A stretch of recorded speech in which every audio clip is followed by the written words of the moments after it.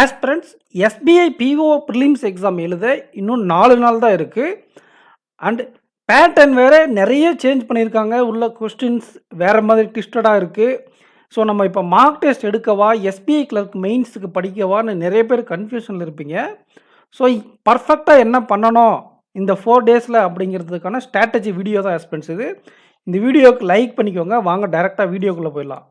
Aspirants இந்த 4 விஷயத்தை நீங்கள் கரெக்டாக பண்ணாலே மேக்ஸிமம் எஸ்பிஐ பிஓ ப்ரிலிம்ஸும் நல்லா பண்ணலாம். எஸ்பிஐ கிளர்க் மெயின்ஸுக்கும் இது உங்களுக்கு யூஸ்ஃபுல்லாக இருக்கும்.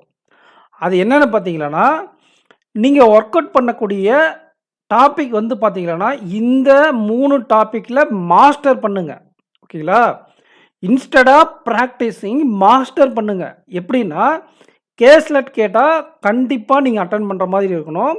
டிஐயில் டஃப் லெவலில் இருக்கக்கூடிய டிஐயை எடுத்து ப்ராக்டிஸ் பண்ணுங்கள். இப்போ ரீசெண்டாக நம்ம சேனலில் கொடுத்துருந்தோம் அந்த லெவலில். பசில் வந்து ஒரு ஆர்டினரியாக ஒரு 8 அவங்க 7 பேர் கொண்ட ஒரு டபுள்யூ வேரியபிள் பசில் தான் கேட்பாங்க. 6 பேர் 7 பேர் தான். பட் நீங்கள் அப் டு 8 மெம்பர்ஸ் வர கூட ப்ராக்டிஸ் பண்ணிக்கோங்க. 7 to 8 மெம்பர்ஸ் ப்ராக்டிஸ் பண்ணிக்கோங்க. அங்கே 6 பேர் கொண்ட டபுள்யூ வேரியபிள் பசில் கேட்கும்போது நீங்கள் ஈஸியாக அட்டன் பண்ணிடலாம். சிங்கிள் வேரியபிள் பசில்னால் 9, 10 ப்ராக்டிஸ் பண்ணுங்கள். இது உங்களுக்கு போத் எஸ்பிஐ கிளர்க் மெயின்ஸுக்கும் யூஸ் ஆகும், எஸ்பிஐ பிஓ ப்ரிலிம்ஸுக்கும் யூஸ் ஆகும். பட் அவங்க கேட்குறது ஒரு 8, 9 தான் சிங்கிள் வேரியபிளில் கேட்பாங்க. நார்த் சவுத் பேஸ்டு அந்த மாதிரி. ஸோ இந்த 3 விஷயத்தையும் எப்படி சார் நான் மார்க் டெஸ்ட்டில் பண்ண முடியும் அப்படின்னு கேட்டால், மார்க் டெஸ்ட்டில் அட்டன் பண்ணிவிட்டு இருக்கக்கூடிய பசில் கேஸில் டிஏயை ப்ராப்பராக அனலைஸ் பண்ணிடுங்க.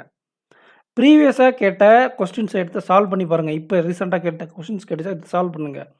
3வது விஷயம் நீங்கள் பண்ணுறது, இப்போ பர்டிகுலராக பாருங்கள், லெவல் சொல்கிறோம் இல்லையா, டபுள் வேரியபிள் பஸ்னால் 7 to 8 ப்ராக்டிஸ் பண்ணுங்கள். பட் 6 தான் கேட்பாங்க. சிங்கிள் வேரியபிள் பஸ்னால் 9 to 10 பண்ணுங்கன்னு சொன்னால் 8 தான் கேட்பாங்க, 8, 9 தான் கேட்பாங்க. ஸோ இந்த லெவல் எடுத்து டைமெல்லாம் பார்க்காதீங்க. ஃபஸ்ட்டு என்ன பண்ணுறீங்கன்னா, ஒரு ஃபஸ்ட்டு 2 டேஸு ஒரு 4 செட்டு 4 செட்டு 3 செட்டு 3 செட்டு எடுத்து நல்லா சால்வ் பண்ணி பாருங்கள்.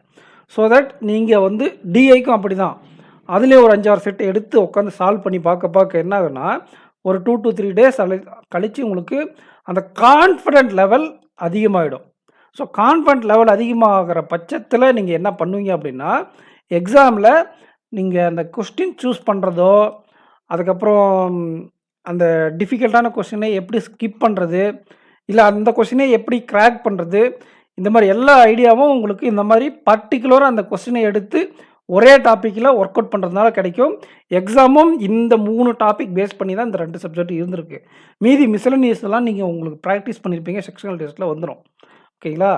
இங்கிலீஷை பொறுத்தவரை நம்ம லாஸ்ட் மினிட் டிப்ஸ் வீடியோ பாருங்கள், ஸ்ட்ராட்டஜி வீடியோஸ் எல்லாம் பார்த்துருப்பீங்க, எக்ஸாம் அனாலிசிஸ் எல்லாம் பார்த்துருப்பீங்க. கொஸ்டின் செலெக்ஷன் தான் ரொம்ப முக்கியம். வேர்டு ஸ்வாப்பு, மேட்ச் த காலம், சென்டென்ஸ் ரீஅரேஞ்ச்மெண்ட்டு, ஃபஸ்ட் அட்டன்மெண்ட்டு, பேரா ஜம்பிள் அப்புறம் அட்டன் பண்ணணும். அதுக்கப்புறம் பேரா ஜம்பிள் ஒரு சில பேட்சில் கஷ்டமாக கேட்டிருந்தாங்க. அவங்க என்ன பண்ணலான்னா, ஃபஸ்ட் அண்ட் லாஸ்ட்டை மட்டும் கிராக் பண்ணிவிட்டு நீங்கள் டேரெக்டாக என்ன பண்ணிடலான்னா, ஃபில்லர்ஸ் கிளாஸ் டெஸ்ட்டுக்கு போயிடலாம். ஃபில்லர்ஸ் கிளாஸ் டெஸ்ட்டு முடிச்சுட்டு ஆர்சியில் டைரக்ட் கொஸ்டின், இன்டைரக்ட் கொஸ்டின் இருக்கும். நீங்கள் ஆர்சியில் ரொம்ப ரீடிங் எபிலிட்டி அதிகமான ஆளானா ஃபுல்லாக அட்டன் பண்ணுங்கள். இல்லை எனக்கு சுமாராக தான் ரீடிங் வரும் அப்படின்னா டைரக்ட் கொஸ்டின், சினானிம்ஸ், ஆண்டனிம்ஸ் மட்டும் அட்டன் பண்ணிவிட்டு நீங்கள் என்ன பண்ணலாம் அப்படின்னு பார்த்தீங்கன்னா, டேரெக்டாக கிராமர் பார்ட்டில் உங்களால் எதாச்சும் பண்ண முடியுமான்னு பார்த்துட்டு எகைன் வந்து இன்டைரக்ட் கொஸ்டின் அட்டன் பண்ணலாம். எனக்கு கிராமர் சுட்டு போட்டாலும் வராது அப்படின்னா இந்த இன்டைரக்ட் கொஸ்டினை ட்ரை பண்ணலாம். ஓகேங்களா? இது முழுக்க உங்களுடைய ரீடிங் எபிலிட்டி, உங்களுடைய கிராமர் நாலேஜ் அண்டு பேட்டர்ன் நீங்கள் எப்படி புரிஞ்சு வச்சுருக்கீங்க, எக்ஸாம் இங்கிலீஷ் எப்படி அப்ரோச் பண்ணணும், இந்த 3 விஷயத்தை சார்ந்து தான் இங்கிலீஷ் செக்ஷன். கொஸ்டின் செலெக்ஷனை ப்ராப்பராக பண்ணுங்கள். இந்த லாஸ்ட் இந்த ரீடிங் காம்ப்ரிஹென்ஷன் எரர் ஸ்பாட்டிங்கில் தான் எல்லாரும் கொஞ்சம் அடிவாங்க. மற்றதெல்லாம் இந்த வேர்ட்ஸ் ஆஃப், மேட்ச் த காலம், சென்டென்ஸ் ரீஅரேஞ்ச்மெண்ட், பேராஜம் இல்லை அப்புறம் இப்போ ஃபில்லர்ஸ், கிளாஸ் டெஸ்ட் எல்லாரும் காமனாக நல்லா பண்ணணும். அதுக்கு தகுந்த மாதிரி ப்ராக்டிஸ் பண்ணிக்கோங்க. ஓகேங்களா? இந்த ரீடிங் காம்ப்ரிஹென்ஷனில் கிராமர் பாட்டும் உங்களுடைய ஸ்ட்ரென்த்துக்கு தகுந்த மாதிரி நீங்கள் ஹேண்டில் பண்ணணும்.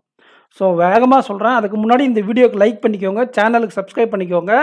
நானும் இந்த கொஸ்டின்ஸ் கொண்டு வரேன் நிறையா. கமெண்ட் செக்ஷனில் கமெண்ட் பண்ணுங்கள். நம்ம ஆல்ரெடி ஒரு டிஏ கொடுத்துருந்தோம் இல்லையா, அது ஒவ்வொரு கொஸ்டின் டீட்டெயிலாக எடுத்து ரொம்ப நேரம் எடுத்து சொல்லி கொடுத்தேன். அந்த மாதிரி சொல்லலாமா, இல்லை வேகமாக குயிக்காக சொல்லி கொடுக்கலாமான்றதை கமெண்ட் செக்ஷனில் கமெண்ட் பண்ணுங்கள். ஸோ கேஸ்லெட்டு டிஏ பசில் நீங்கள் கண்டிப்பாக அதிகமான கொஸ்டின்ஸ் எடுத்து ப்ராக்டிஸ் பண்ணணும், மார்க் டெஸ்ட் போடுறதோட சேர்ந்து. அதே மாதிரி பசில் அதிகமாக நீங்கள் ப்ராக்டிஸ் பண்ணி ஆகணும். லெவல் நான் சொல்லியிருக்கேன் பாருங்கள்.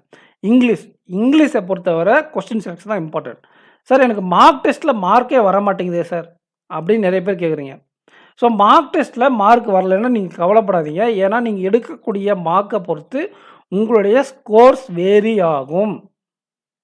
டெஃபினட்டாக நீங்கள் எடுக்கக்கூடிய மார்க்கை பொறுத்து தான் உங்களுடைய ஸ்கோர் இருக்க தவிர, நீங்கள் மார்க்கில் எடுக்கிற மார்க் கம்மியாக இருக்கிறதுனால எக்ஸாம் கிளியர் பண்ண மாட்டீங்கன்னா அப்படி கிடையவே கிடையாது. ஏன்னா இப்போ நீங்கள் ஒரு சைட் ஏ, பிசின்னு இருக்கீங்களே வச்சுக்கலேன். இதில் ஒன்று எக்ஸாம் லெவலில் இருக்கும், ஒன்று எக்ஸாமோட ஈஸியாக இருக்கும், ஒன்று எக்ஸாமோட டஃப்பாக இருக்கும். ஈஸியாக இருக்கிறதுல நீங்கள் அதிகமாக மார்க் எடுத்துட்டாலோ நீங்கள் சேஃப் கிடையாது, சேஃப்னு அர்த்தம் கிடையாது. அதே மாதிரி எக்ஸாம் விட டிஃபிகல்ட்டாக இருக்கு இல்லையா, அதில் கம்மி லெவல் மார்க் எடுத்துகிட்டு ஆனால் பார்த்தா பர்சன்டேஜ் அதிகமாக இருக்கும். பர்சன்டேஜ்லே அதிகமாக இல்லைன்னா கூட பரவாயில்ல ஃப்ரெண்ட்ஸ். இங்கே மார்க் டெஸ்ட்டில் நல்லா பர்ஃபார்ம் பண்ணிவிட்டு எக்ஸாமில் கோட்டை வரவங்க நிறைய பேர் இருக்காங்க.